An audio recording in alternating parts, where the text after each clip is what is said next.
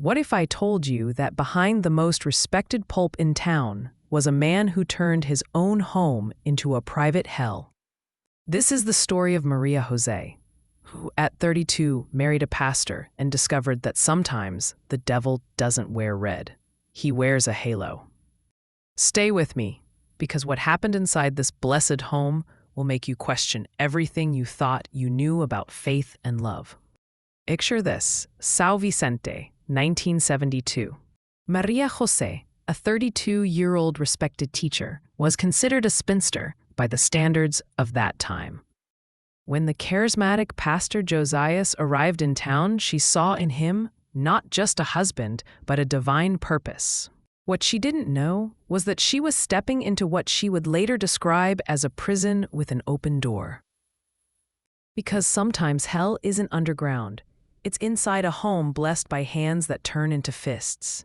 The change didn't happen overnight. It was like a tide rising slowly until you realize you're surrounded by water on all sides. First, Josias convinced her to leave the job she loved. A pastor's wife has other responsibilities, he said, twisting Bible verses to make his point. Then came the isolation. Visits to her sister were discouraged. Friendships were monitored. Every word, every step, every breath needed his approval. And when Maria José dared to question him, the rod of correction came along with more verses. For nearly 6 years, Maria José lived in constant fear. Not just emotional fear, but the spiritual terror of believing she was disobeying God by questioning his anointed one.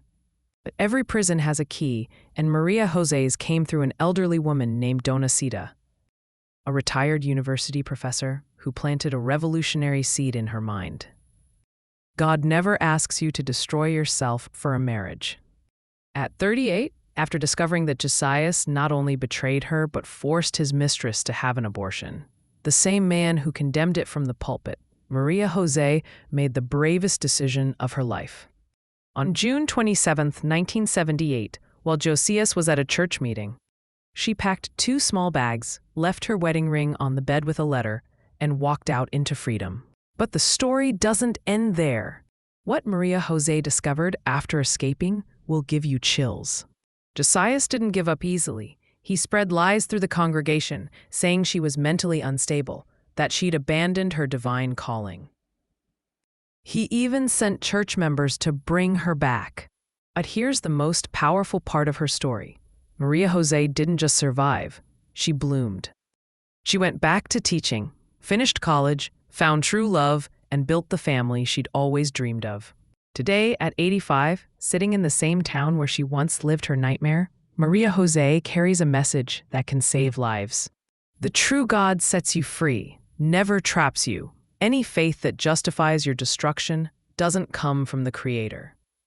Her story teaches us that sometimes the greatest act of faith isn't enduring pain, it's having the courage to seek something better. If you know someone living their own private hell disguised as paradise, share this story.